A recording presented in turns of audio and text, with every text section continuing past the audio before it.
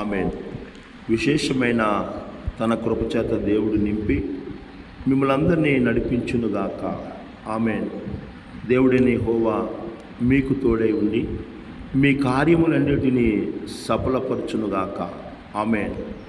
దేవుని బిడ్డలారా, ఈ ఉదయకాల సమయంలో ఈ చదవబడిన భాగంలో నుంచి కొద్ది మాటలను మనం ధ్యానం చేసుకుందాం. అనేకమైన విషయాలు ఆమోసు ప్రవక్త ద్వారా దేవుడు ఇక్కడ రాయిస్తూ ఉన్నాడు.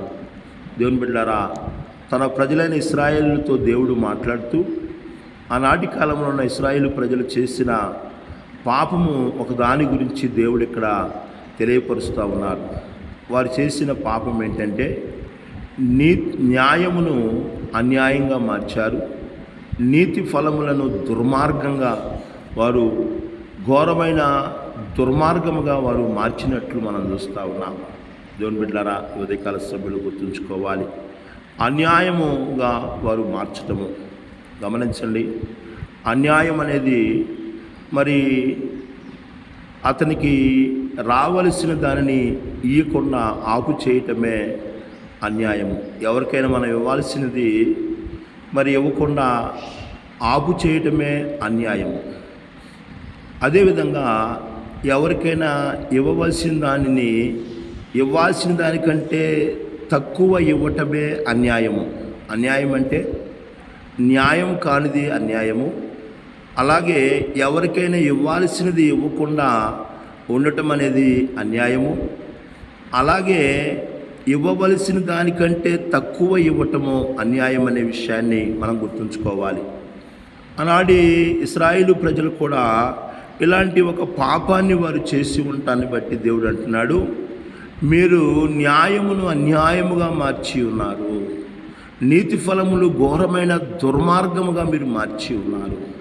నా ప్రియమైన దేవుని బిడ్డలారా, బైబిల్ గ్రంథంలో మనం చూసినట్లయితే ద్వితీయోపదేశ కాండము 25వ అధ్యాయము 16వ వచనాన్ని మనం చదివినట్లయితే దేవుడు చెబుతూ ఉన్నాడు. ఈ ద్వితీయోపదేశ కాండము 25వ అధ్యాయం 16వ వచనంలో కుమారుల దోషమును బట్టి తండ్రులకి మరి ఏం చేయకూడదో ఇక్కడ దేవుడు కుమారుల దోషమును బట్టి తండ్రులకు మరణశిక్ష విధించకూడదు, తండ్రుల దోషమును బట్టి మరి కుమారులకు మరణశిక్ష విధించకూడదు, ఎవని పాపము నిమిత్తము వాడే మరణశిక్ష నందును.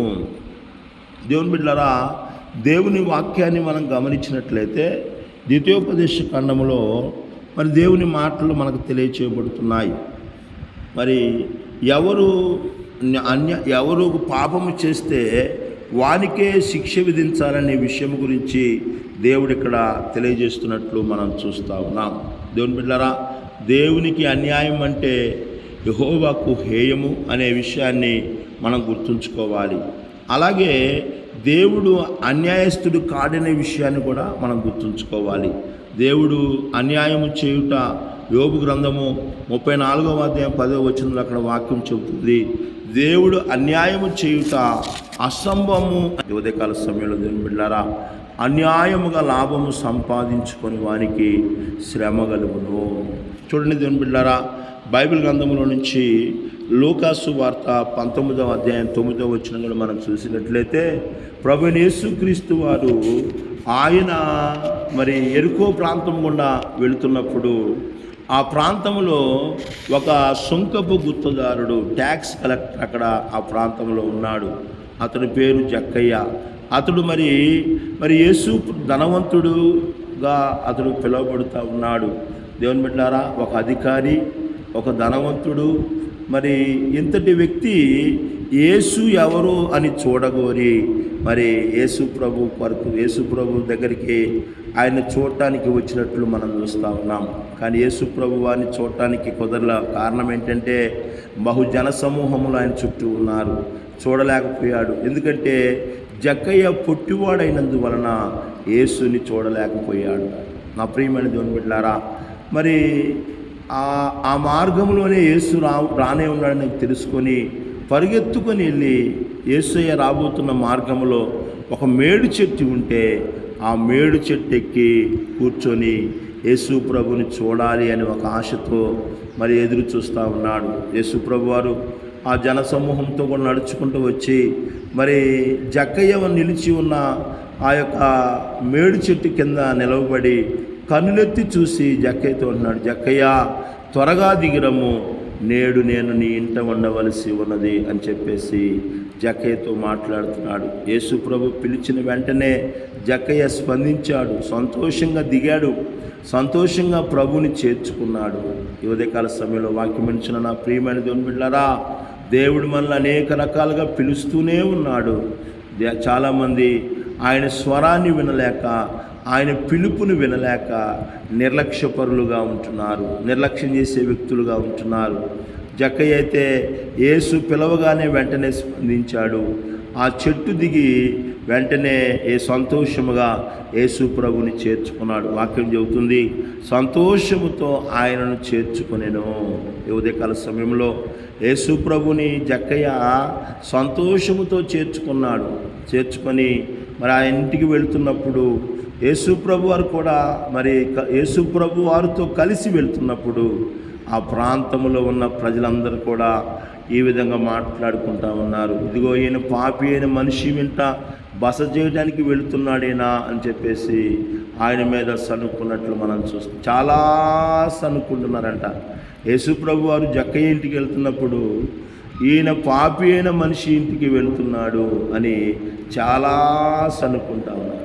నా ప్రియమైన దేవుని బిడ్డలారా, లోకంలో ఉన్న మనుషులు ఎప్పుడు కూడా తమ పొరుగు వారి మీద సణిగే వ్యక్తులుగానే ఉంటారు. ఎప్పుడు కూడా మంచి చేసినా సణుగుతారు, చెడు చేసినా సణుగుతూనే ఉంటారు.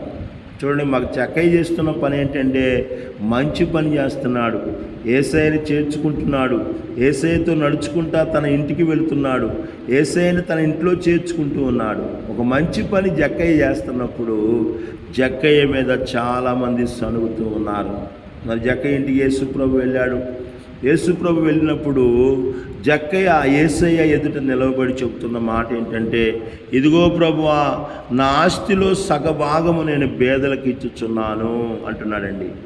యేసు ప్రభు రాగానే తనకు ఆస్తి మీద, సంపద మీద దృష్టి లేదు.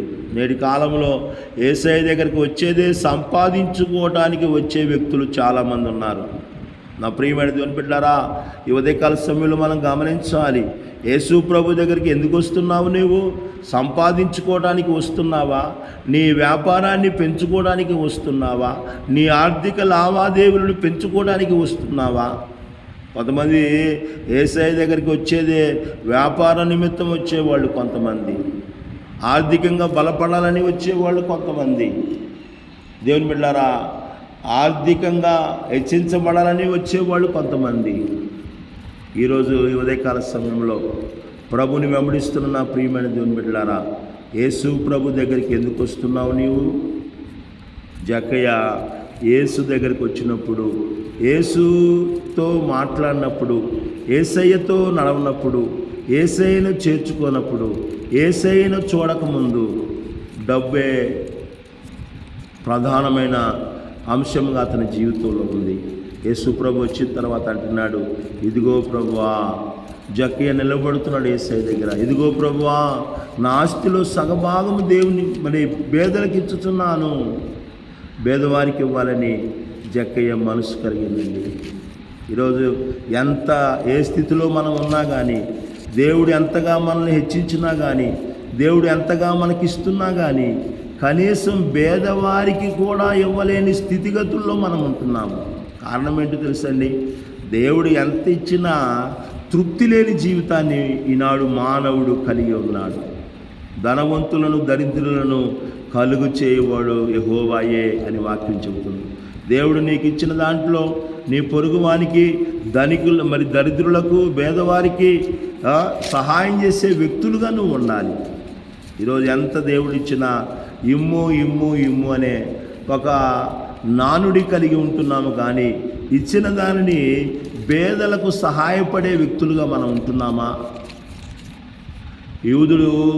యూదుడికి ఒక కట్టడం ఉందండి, దేవుని బిడ్డలకు ఒక కట్టడం ఉంది. 100 రూపాయలు సంపాదిస్తే 100లో 10% దశమ భాగం తీయాలి, 100లో ₹1 పేదలకు తీయాలి, పేదలకు ఇవ్వాలి. నేటి కాలంలో దశంభాగం తీసేవాళ్ళు చాలామంది ఉన్నారు, అది కూడా కొంతమంది తీసే వ్యక్తులుగా ఉంటున్నారు. కానీ బేదలకి దేవుని నియమం కట్టడం ఉంది. బేదల విషయంలో బాధ్యత కలిగి దేవుని బిడ్డలు నడుచుకోవాలని బైబిల్ మనకు తెలియచేయబడతా ఉంది. ఎంత ఉన్నా కానీ, దేవుడు ఎంతగా ఇస్తున్నా కానీ, దేవుడు ఎంతగా మనల్ని ఆశీర్వదిస్తున్నా కానీ, మనము కలిగి ఉన్న దాంట్లో కనీసం పేదవారికి ఏదైనా సహాయం చేసే వ్యక్తులుగా మనం ఉంటున్నామా ఒకసారి పరిశీలన చేసుకోవాలి. జక్కయ్యతో ఎవరు చెప్పారు? యేసు ప్రభు నీతో మాట్లాడిన వెంటనే జక్కయ్యే చెబుతా ఉన్నాడండి, నా ఆస్తిలో సగభాగం పేదలకు ఇస్తానని. అదేవిధంగా దేవుని బిడ్డలారా, నేనెవని వద్దనైనను అన్యాయంగా దేన్ని తీసుకున్న ఎల్లా మరలా 4 అంతలు చెల్లిస్తాను ప్రభువా అంటున్నాడండి. జక్కయ్య యేసయ్య రాకముందు అన్యాయస్తుడిగా ఉన్నాడు, అన్యాయపరుడుగా ఉన్నాడు. యేసు ప్రభు వచ్చిన తర్వాత తన జీవితాన్ని సరి చేసుకుంటున్నాడు, తనలో ఉన్న తప్పులను సరిదిద్దుకుంటున్నాడు. ఈ ఉదయకాల సమయంలో వాక్యం వినుచున్న నా ప్రియమైన దేవుని బిడ్డలారా, జక్కయ్య యేసయ్య దగ్గర చెబుతున్నాడు, నేను ఎవరి యొద్దనైనను అన్యాయముగా దేనిని నేను తీసుకున్న ఎడలా మరలా వానికి 4 అంతలు చెల్లిస్తాను ప్రభువా అని యేసయ్య ముందు ఒప్పుకుంటున్నాడండి. జక్కయ్య అన్యాయపరుడే, అన్యాయస్తుడే. అన్యాయం చేస్తే మనం పరలోక రాజ్యానికి వెళ్ళలేమని జక్కయ్య తెలుసుకున్నాడు. అన్యాయస్తులకు పరలోక రాజ్యం లేదని జక్కయ్య తెలుసుకున్నాడు. అన్యాయం చేస్తే మరలా దేవుడు మనం చేసిన అన్యాయం కొలది మరలా మనకు లభిస్తుందని జక్కయ్య తెలుసుకున్నాడు. అన్యాయం చేస్తే ఇదిగో మీరు చేసిన అన్యాయమును బట్టి నేను మిమ్మల్ని బాధింతునని దేవుడు చెబుతున్నాడు. అన్యాయం చేసేవారు దేవునికి అసహ్యమని, హేయులని జక్కయ్య తెలుసుకున్నాడండి. అందుకని జక్కయ్య అన్నాడు, ఎవని వద్ద నన్ను అన్యాయంగా నేను తీసుకున్నట్లయితే. నా ప్రియమైన దేవుని బిడ్డలారా, జక్కయ్య మరి తను చేసిన అన్యాయాన్ని ప్రభు దగ్గర ఒప్పుకుంటున్నాడు. అన్యాయమైన జీవితాన్ని మార్చుకుంటున్నాడు. ప్రభు దగ్గరకు వచ్చిన తర్వాత 2 విషయాలు చేస్తున్నాడండి జక్కయ్య. ఒకటి, పరలోక ధనం మీద దృష్టి పెట్టాడు. 2, పరలోక రాజ్యంలో చేరటానికి జక్కయ్య దృష్టి పెడుతున్నాడు. ఈరోజు మందిరానికి వెళ్తున్న నీవు దేని మీద దృష్టి పెడుతున్నావు? ఎవరి మీద దృష్టి ఉంచుతున్నావు?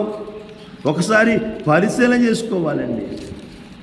ప్రభు మనతో అనేకమైన విషయాలు ఉన్నాయి, చెప్పడానికి సమయం లేదు. ఈ ఉదయకాల సమయంలో వాక్యం ఇచ్చిన నా ప్రియమైన దేవుని బిడ్డలారా, ప్రభువును ఎరగకముందు, ప్రభువును చూడకముందు, ప్రభువుతో నడవకముందు, ప్రభు ద్వారా ప్రభుతో మరి తన ప్రభువును చేర్చుకోకమునుపు జక్కయ్య అన్యాయస్తుడు, అన్యాయపరుడు. కానీ ప్రభు వచ్చిన తర్వాత అతడు మరి న్యాయంగా నడవటానికి ఇష్టపడుతూ ఉన్నాడు. తన అన్యాయాన్ని ఒప్పుకుంటున్నాడు.